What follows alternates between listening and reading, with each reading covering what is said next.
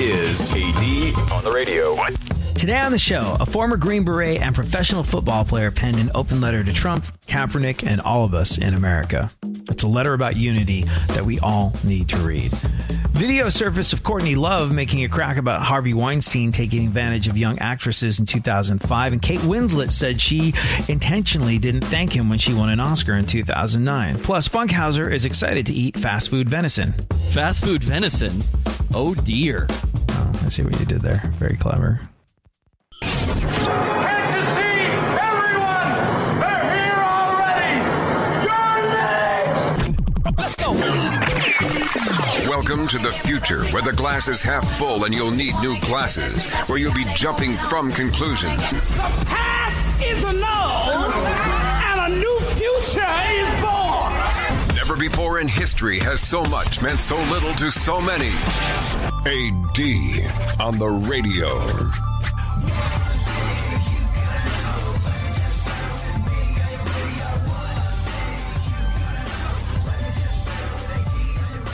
So I don't know at what point I realized it, and I don't know if you've realized it yet or if it's really truly sunk in. But the days of doing anything productive, if you're a politician or a member of the media for that matter, the days of doing anything productive with regard to unity, the days of getting any mileage out of unity, that's over and done with. And I don't know if Google or Facebook or any of the above are to blame. I don't know if it's the digitization of our society that makes division such a profitable thing for folks. But I do know that in many ways, it is absolutely destroying us. You and I have talked about this before. Politicians seek out what they think are the dumbest and most frightened people. The dumbest and most frightened in the mind of a politician, that's an easy vote. The right and the left panders to the most pliable in society. Both with the same approach. Find people who are without, tell them the other side, and this is where the division comes in, tell them the other side took what you're missing from you, and I'm going to help you get it back. They took something from you, you need to be afraid of them.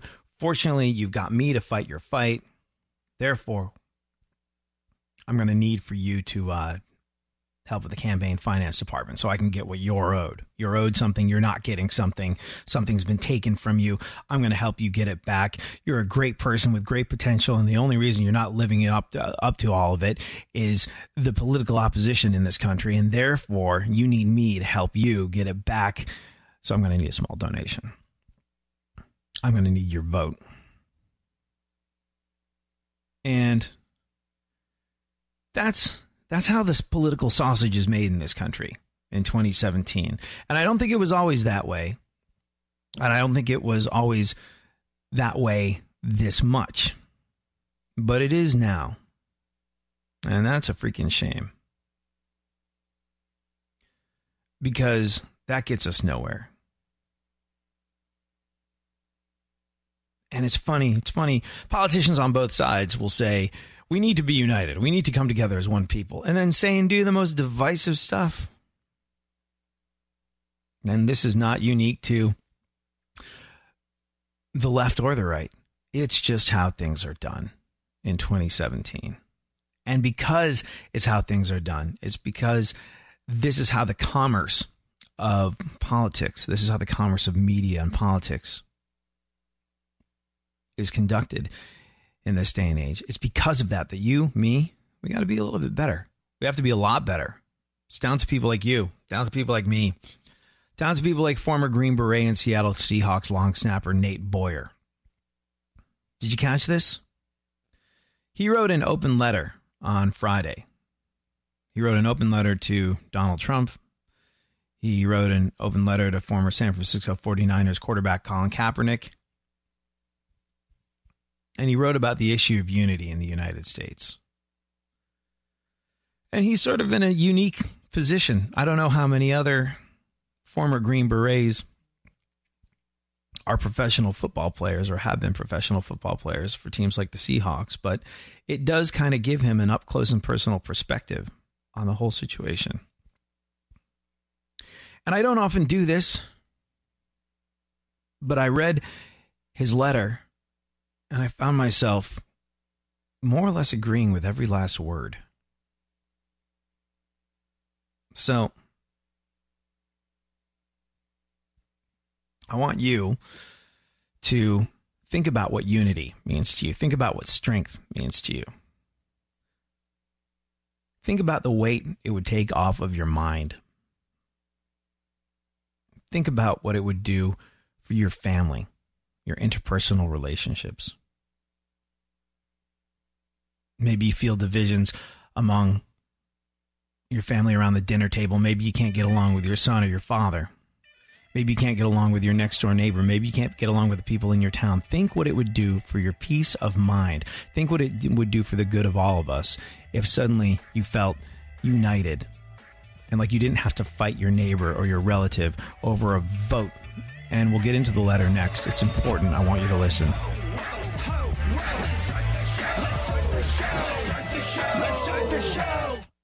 Real radio. 104.1.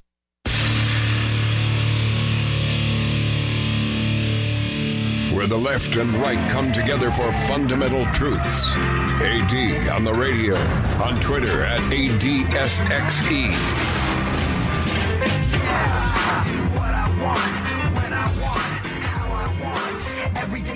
So like I was saying earlier, I want you to think about what unity could mean for you. Those divides that you feel. Maybe around the dinner table. Between father and daughter. Son and mother. Brother. Uncle. Those awkward conversations that you steer away from because, can't talk politics. Can't talk politics on Sunday. We're supposed to be... Yeah, but Uncle so-and-so thinks this and Dad thinks that, and we just need to hope that nobody brings any of that up. Think what it would do to have a sense of unity everywhere you went in life. Everywhere from around the dinner table to the relationships you had with the people that you met when you walked out your front door. Your neighbors, your coworkers. Think what it would do to not only respect the people around you, but to feel respected by them. Think how that would change how you went through your day. How often do you think about politics in 2017 during any given day? Phenomenally high number of times that this crosses your mind, I'm sure. It didn't used to be that way, but it is now. And like I said, the politicians and the complicit media get too much mileage, make too much money off of division to prevent themselves from suckling at its teat. So it falls to you and me to do something about it, to change our way of thinking, regardless of whether we fall on the right or the left of our political situation. So this is why I wanted to read this letter. Former Green Beret and Seattle Seahawks long snapper Nate Boyer wrote an open letter Friday addressing President Donald Trump, Colin Kaepernick, and all of us over the issue of unity. He writes, "Dear every single American, including President Trump, Colin Kaepernick, and my brothers in arms overseas who are wondering what the hell is going on back there. I'm sitting in the same chair in the same apartment that I sat in almost a year ago when I wrote an open letter to Colin Kaepernick. I was hurt when I saw him sitting on the bench during the national anthem, but I'm much more hurt now, not by him, not by where we're at now with the protests, but by us. Simply put, it seems like we just hate each other. And that is far more painful to me than any protest or demonstration or rally or tweet. We're told to pick a side. There's a line drawn in the sand. Are you with us or against us? It's just not who we are or at least who we're supposed to be. We're supposed to be better than that. We're Americans. This doesn't have to be. This doesn't seem to be about right or wrong, but more about right or left. We see it in sports every day. We live and die by the outcomes of our teams. That desire to win at all cost is costing us greatly now among our neighbors. This winning mentality seems to have spilled over into an obsession with being right and not willing to admit that maybe, just maybe, we were wrong. We repeat mantras to ourselves like, no matter what, I will never, ever surrender. Earlier this week, I sat down with a group of 5 combat arms and special operations veterans. The round table discussed our individual feelings on the flag, the anthem, and the players who knelt when it was played. We all had very different takes, but what surprised me most at the end of the discussion was that we all agreed on one thing. Colin Kaepernick and President Trump should be the ones uniting our country together. Wait, what? I know it sounds crazy, but maybe that's exactly what we need to see. Maybe that's how we start to heal. 2 men sit in a room and talk. Simple as that.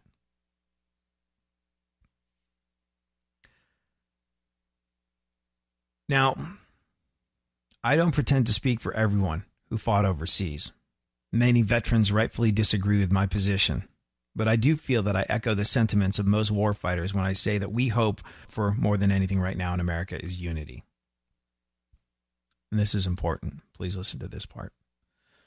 To deploy overseas, train, live with, fight alongside, and ultimately defend foreigners that you have little in common with is truly a challenging task. But returning home to a country that is so divided, so judgmental, and so hateful of one another is almost as difficult to deal with as burying a fallen comrade. In fact, we're still losing our brothers in arms overseas right now, and it's hardly mentioned in the media, but that's okay. We don't risk our lives and sacrifice so much for fanfare or recognition. It's not at all why we do what we do. We do what we do because you are worth it, because we love you. I would love for those 2 leaders to have that conversation, but more than anything, I just want us to love one another again. One great thing about freedom is that you get to choose every day how you treat your neighbor. This is the best country in the world, but we can always do better. I'm laying it all out there because I have to. I swore to defend this land and its people, and I will die trying. I know some people will hate this. We love to hate things these days. And I'll get called a disgrace to the Green Berets once again, but I don't care. The United States means more to me than any of that.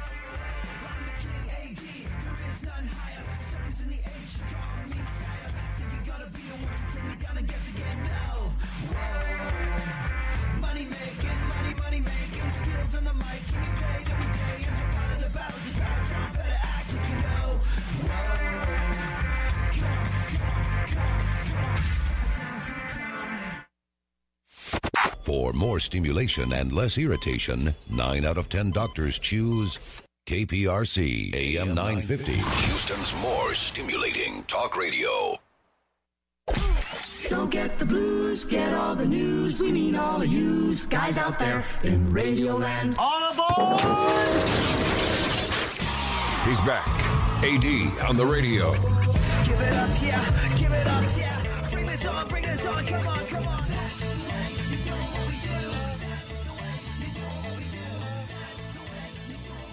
So we're reading a letter, an open letter to America, to President Trump, to Colin Kaepernick, to all of us, from Nate Boyer, former Green Beret and Seattle Seahawks long snapper.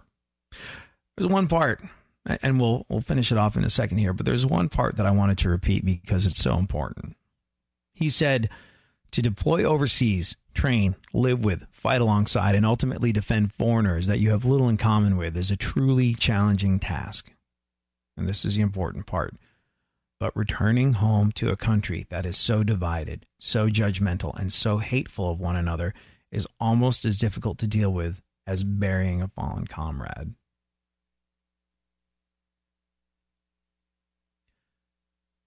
From a Green Beret, watching us in America be divided and hateful of one another is as tough as burying a fallen comrade. If you take one thing from this today, take that off into your day. Anyways, he went on to say, over the past year, I've come across veterans from various walks of life. We may actually be the most diverse subculture in America. Since I myself am a Green Beret, I wanted to share with you a couple of messages that were sent to me from men in my former unit. One of them is white and one of them is black. Hey, brother. At first I was with you. However, I just stood in formation while one of our brothers was pulled off a plane with our nation's flag draped over the coffin. I had to fight back tears as I saw the pain in the eyes of Staff Sergeant T's wife and family. While I would like to sit here and tell you that I rose above it all, I have to be honest, my heart filled with rage. Rage for anyone who takes for granted the ideals and symbols that we fight and die for. And then another message he got. Hey, brother, this is Jay. I spent nearly 18 years in the 10th Special Forces Group, and I wish I had an opportunity to meet a brother like yourself. I just wanted to say I appreciate your views on this national anthem and flag issue. I love our country, but at the same time, I have to take the time to tell my sons to act a certain way out of fear for their lives when dealing with police officers. Most of my neighbors and friends here in Maryland are law enforcement personnel, and I will tell you, they also have to act a certain way to avoid confrontation in situations that normally don't occur for those that are not of color. Not all officers are bad. The majority, I believe, are good, and poor training is attributed to some of these issues we hear of. I really just want to thank you for taking your time to understand and convincing Colin Kaepernick to take a knee and not sit out on what we have fought for. God bless you, bro. Different backgrounds, different experiences, different colors, but at the end of the day, they just want the same basic things for their families. So please, no more lines in the sand, not at home, not among our people. No more choosing sides, no more for or against. I believe our veterans will be called upon to lead the way in healing the world and solving its problems. Right now, our country needs that more than I can remember. So I'll be here, standing in the radical middle, doing what I can to continue fighting for those that can't fight for themselves. Let's get this thing fixed together, you and me. I love you all with all my heart. Nate Boyer.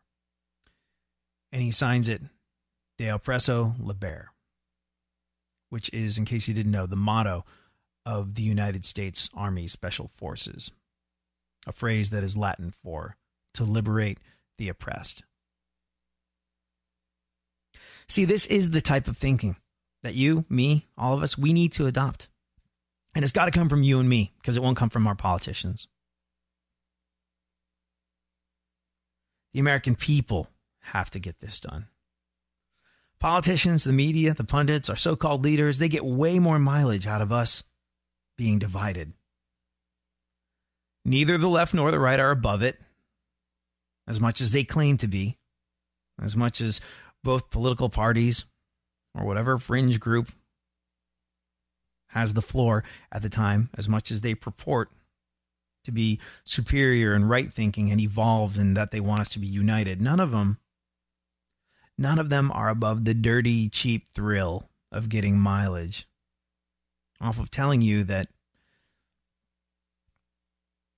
your fellow Americans suck. They're evil because they voted differently than you. They hate you and they hate America. How many times do you feel like that sort of divisive speech has been integral?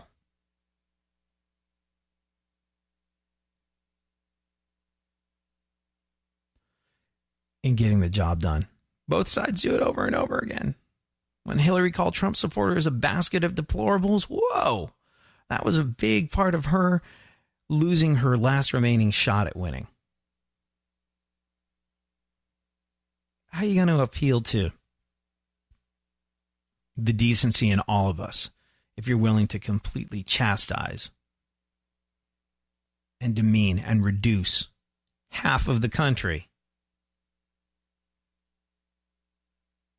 It's unreal, but it's par for the course.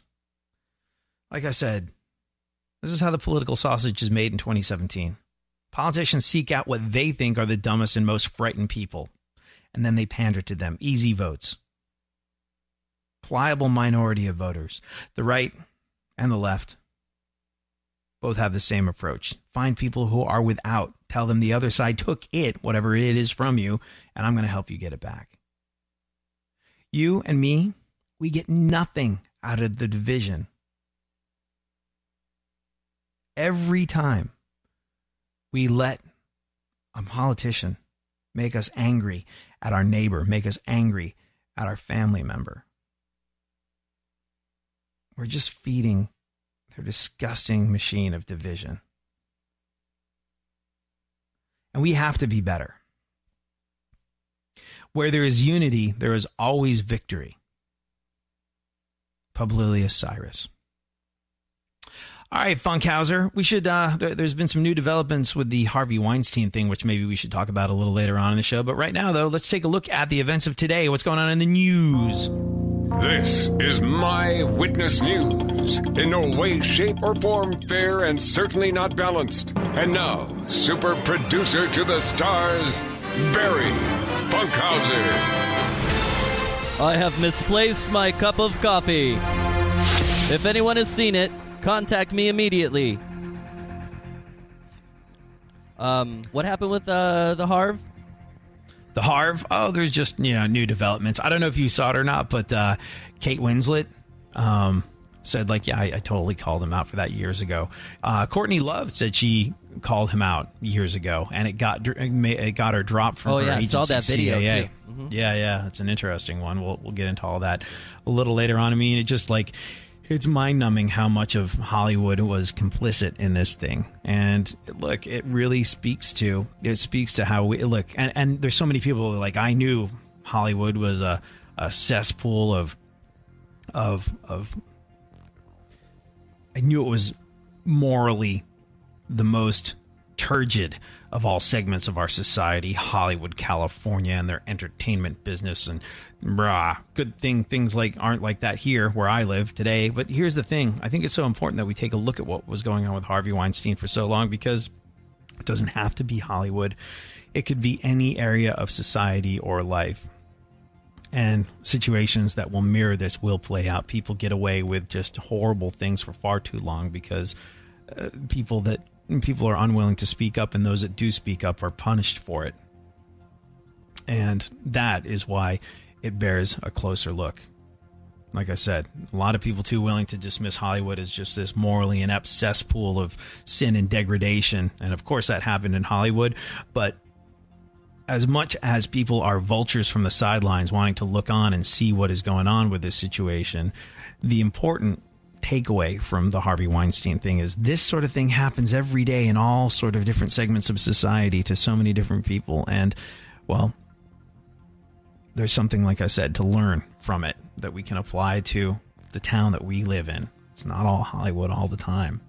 In fact, like I said, the things that happen, or the things that happened with Harvey Weinstein, are all too commonplace in everyday life, and we often turn a blind eye to them, or we just don't see them, or the people who are willing to say something are treated in a punitive manner, and that's not okay. Anyways, that's for later on in the show. What is going on, Funkhouser? Usher turned 39. Remember when it was just his music that was infectious? If you're looking for a gift, you can't go wrong with a box of condoms. It's what is it, like two? Is it more than 50%? 1 out of 3, 2 out of 4, like more than half of us supposedly have HPV now. Is that the case, Funkhouser? Like something like that. There's think so. Statistic, and Usher has been saying, like, hey, in 2017, you kind of, when you get with someone sexually, this is your own risk that you're taking. And the brouhaha is the fact that he maybe didn't disclose that he had HPV to different partners, and for that reason, he's taken a lot of heat. And he was like, everybody has this. Like, this is a really common thing. That's a you problem, not a me problem. It's an interesting one. It's an interesting one, to be sure. I think a big part of the reason why I haven't gotten that much action as an adult, like, bear in mind, I was a kid. I was a teenager with a tour bus. I could have gotten sweet love and left, right, and center for large portions of my life, and I just haven't. I've been very selective for a number of different reasons, not least of which is I'm petrified of diseases. Like, I've been tested more times than I can even remember, and I think one of the takeaways from that is get tested. Getting tested will scare you. It's you ever had a urethral swab, Funkhouser? Oh, I can't wait for one of those. Oh my gosh, I remember like the first time I got tested, I had the urethral swab, and without like going into That's gory the coolest detail metal too much, band name ever, by the way. Urethral swab. We are, we are urethral swab. Thank you to Illegible Font for opening up on the bill. But it's like this. It's basically a big metal Q-tip that is used to swab the inside of your business. Am I being clear, Funkhouser? I think you were clear before, but okay. Mm-hmm. And I'll never forget the woman going, well, me saying to the woman as she was like, "It's time for your urethral swab." I was like, "Will this hurt?" And she was like, "Yep, pow!" And boy, did it ever. That put me off.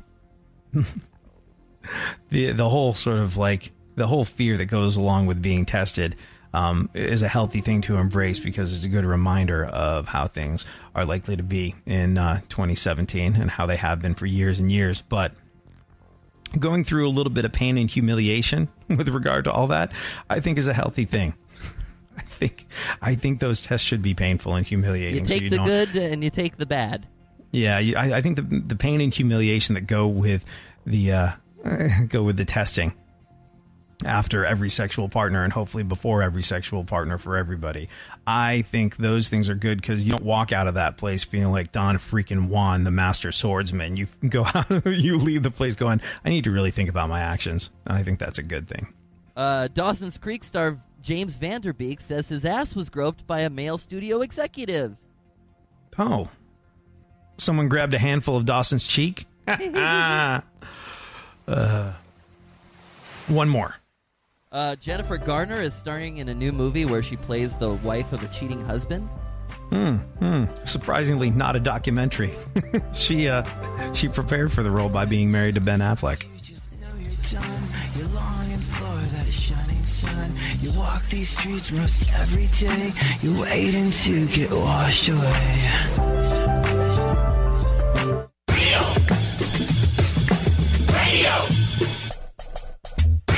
Radio 104.1.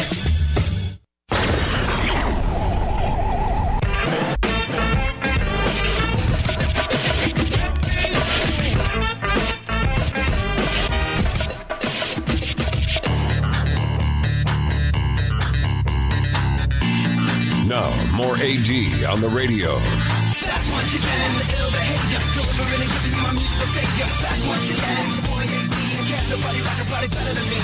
Back once again, the ill behavior, delivering and giving you a musical savior. Back once again. So video has surfaced of Courtney Love making a crack about Harvey Weinstein taking advantage of young actresses in 2005, and Kate Winslet said she intentionally didn't thank him when she won her Oscar in 2009. We'll get into all of that a little bit later on. And like I said, the important part is the learning experience we take from the Harvey Weinstein situation into our daily lives, into our towns, into our workplaces, into our cognizance.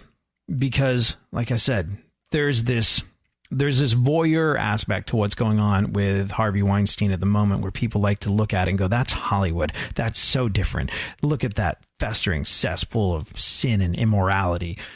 But sadly, the lessons that we learned from the Harvey Weinstein situation playing out of sexual predators in positions of power, taking advantage of people, and then people being treated punitively when they try and speak up about it. sadly, that applies so much more to our daily lives than we'd like to think. It's not just looking at Hollywood and going, this is an us and them situation. So we'll get into that a little later on. What else is going on in the world, Funkhouser? Well. This artist has a birthday. He's turning 76 today. Oh. You know what this instrument is called that comes in right here? What? Funkhouser? It's called a cuica. Yeah. What is it? Cuica. A cuica? Cuica. Your mama pajama rolled out of bed and she ran. Yeah, he has a birthday. Guess how old? I think Paul Simon's like... So I saw Paul Simon play a couple of years ago, and at the time he was like 74, I think, because I remember like pulling out my phone going, boy, he sure does dance around a lot. How old is he these days? 76. That's impressive. Your how much math he moves. works out. Yeah, he's 76. Which means these days when he wants the sound of silence, he just turns off his hearing aid.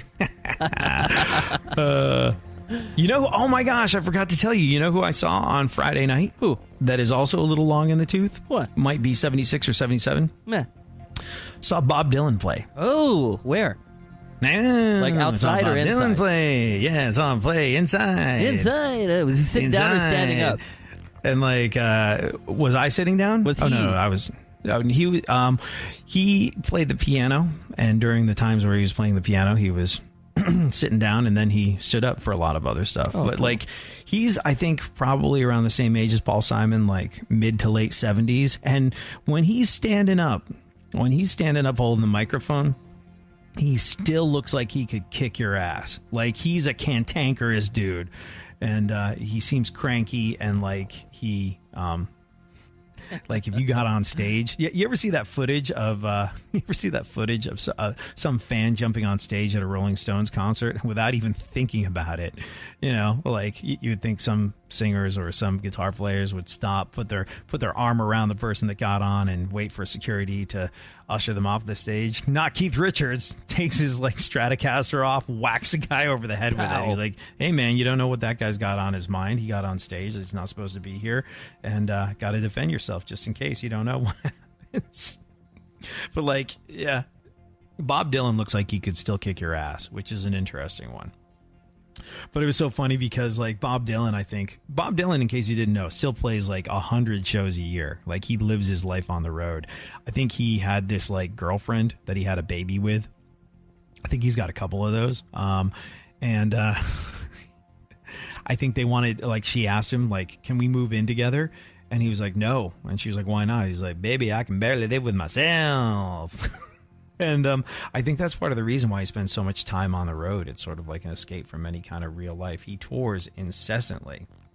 That's just his life and how he does things. But it's funny. I was sitting next to this guy who was like, is he going to play any classics?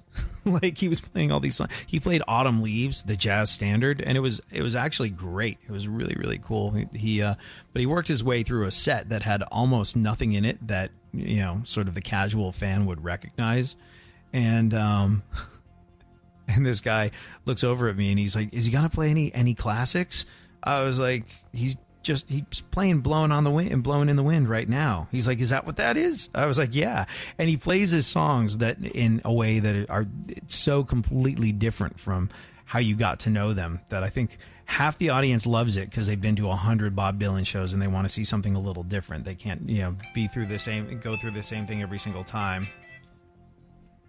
And then half the audience is like, what the hell, man? What did I just pay for?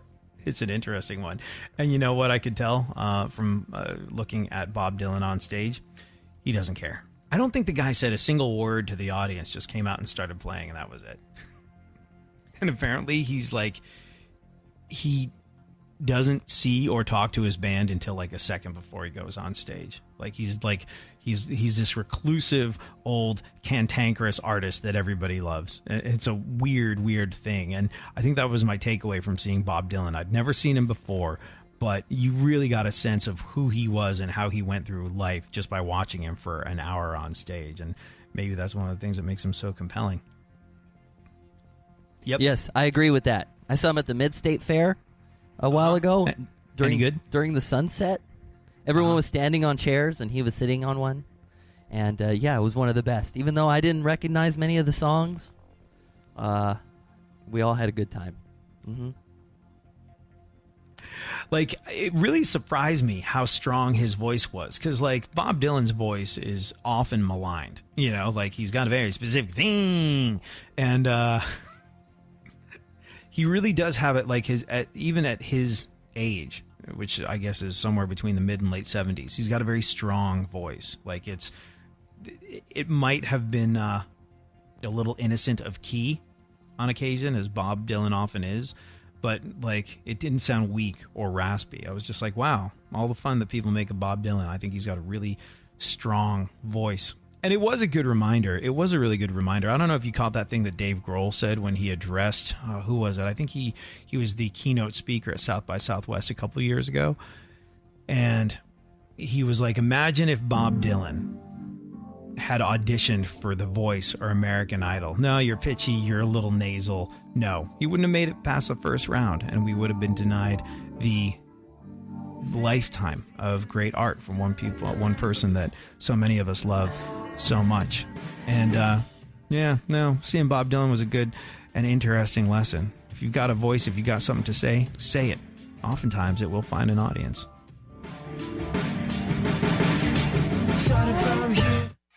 Leave the stimulation to the professionals. Everyone is so smart. KPRC, more stimulating talk radio. There's something happening here, and you should know what it is. The dumbing up of America. Now, more AD on the radio.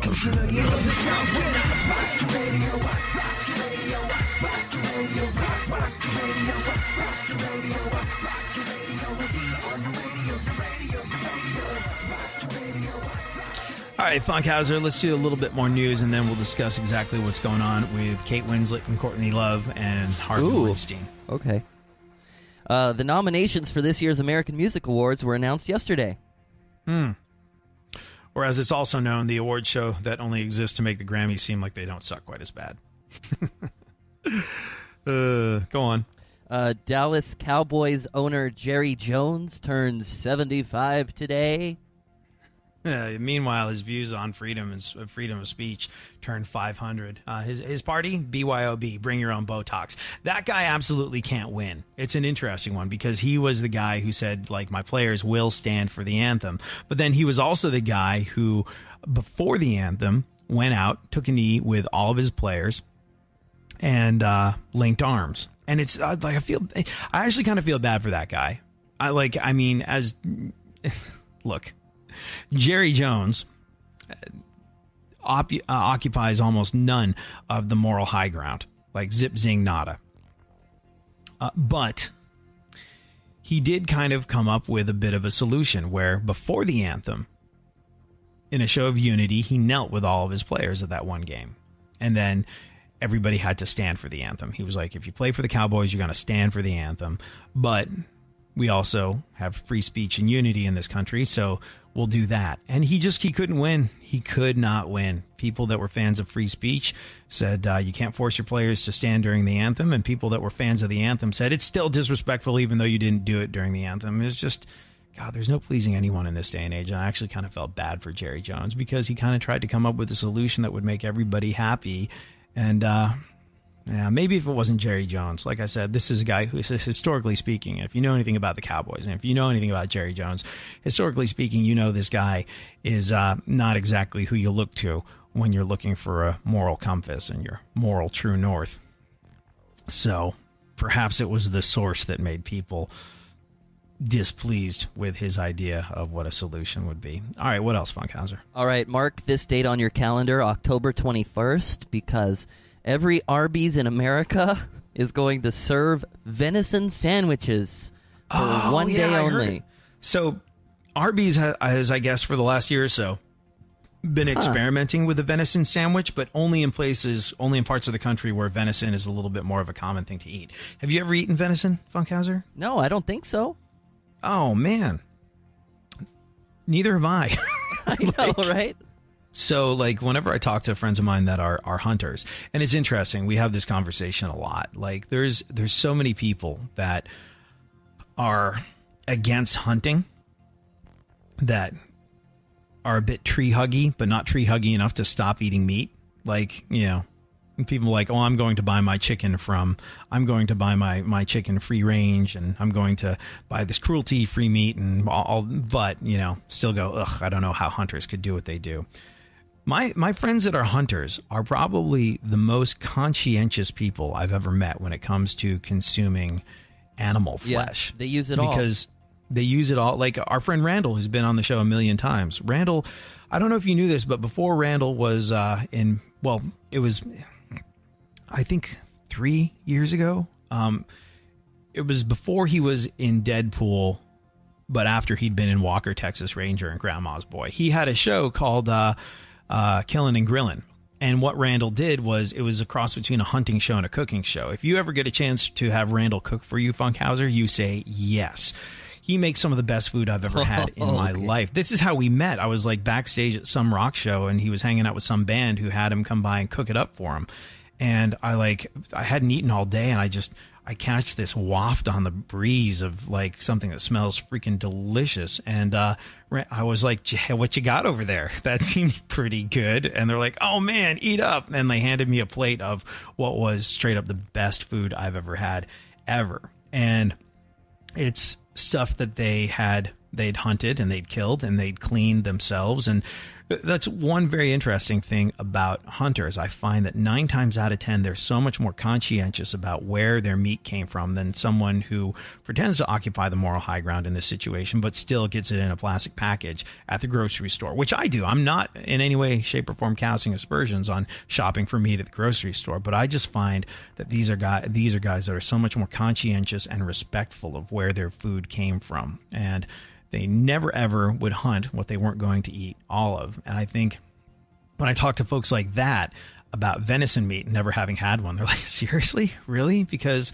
a lot of these people that go out and hunt deer, they bring them home and they have them butchered, and then like large chunks of venison go into the freezer and they eat them throughout the course of the year. So when I've been in the Midwest, or when I've been in places in Texas where people hunt a lot, and say I've never had venison meat, they look at me like I'm from another planet. But I'm actually kind of interested to try venison sandwiches. One day only, you say, right?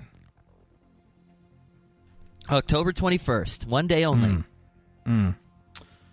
October 21st, every Arby's in America will serve venison sandwiches. What do you think it's going to cost? Probably not more than a couple of bucks. And you know what, Funkhouser? That really isn't very much dough. No. Yes. No. Yeah, that just happened. One more? You're welcome. No. That's it. Okay. I think if you want any more information on that one, you can read it in today's issue of news that will piss off your vegan friends daily. Go on. Applebee's is serving dollar margaritas during the month of October. Yeah. If this affects your plans, it might be a bit of a stunning indictment on the state of your life. I'll tell you, the airports are going to be like a little bit more lit, I think, during October. Oh, that's true. Yeah, I guess like the vast majority. Yeah. I'm trying to think of the last time I actually saw an Applebee's in the wild, where I've been walking around looking for a place to eat. There used to be one there used to be an outlet mall in upstate New York that I used to hit up every once in a while. I was with this girl and she liked to go outlet shopping and I had no interest in it. But like my reward for myself would be I would eat an Applebee's sampler plate afterwards. And the sampler plate, I think I could eat one of those. I don't know. All those like restaurants though, do you find as you get older, Funkhouser, you taste the amount of salt that they use and it's off the charts? Yeah, I get their tricks now that I know how to cook. I see how they made it, quote unquote, tasty. You know what really kind of alerted me to the amount of sodium and extra salt is in food at most restaurants was my father. When my father lived with me and was dealing with congestive heart failure, what you got to do in those situations is you purge the house of salt. Because if you've got congestive heart failure, anything that makes you hold on to any kind of any kind of moisture is a very bad thing. Salt will make you do that. So for about a year while my dad was living with me, there was no salt on anything. Everything was low sodium, and there was no additional salt put on any food. And I remember when my father moved away, I was like, okay, I'm getting some fast food. I don't even remember what restaurant it was, but I went and got a fast food burger, and I had to spit it out. Like, I couldn't eat it. Like, it tasted like I got a mouthful of ocean water. You know, having been without the additional sodium for a year, it just like I said, it tasted like I'd gone underwater in the ocean and gotten a mouthful of brine, and it was disgusting, and I couldn't hack it. And ever since then, I've noticed just how much places, maybe like Applebee's, maybe not. To be fair, I haven't eaten there since this happened, but they rely on so much salt, and it's crazy the amount of that stuff that we consume and don't even think about. What else? San Francisco tops the list of the best U.S. cities for trick-or-treating. That would change if residents pass out 49ers tickets. What else? The world's first sex doll brothel. I heard about this. Yeah. Brothel says it's being bombarded with perverted requests. Oh, wait. A brothel where you can pay to get busy with sex dolls is being bombarded with perverted requests? You know, the word duh was invented for just such an occasion. How much time do we have left? A good 3. A hard 3. Oh, okay. All right. Sweden may become the first nation to go cash-free. Oh, man. All you doomsday preppers out there, prep a little bit harder, because I think in certain sections of the Bible, based on some interpretations, one of the things that signals the coming of the apocalypse and the end of days is a cashless society. You ever heard this, Funkhouser? Sounds like folklore. No. It's like people think that the end of days will be one of the precursors to it is a cashless society. And it's interesting. The more like every financial transaction has to do with like a click on my phone where you pay someone by PayPal or you transfer money through an app or something like that, the more money becomes this vague idea as opposed to this piece of metal or paper that I hold in my hand. The more of a vague concept money becomes. The convenience level is through the roof, but it also makes me think money's not real. Money's not a thing. Money's an idea, which begs the question, does it really matter if I don't get up and go to work today? Probably not. God. Depends on who you ask.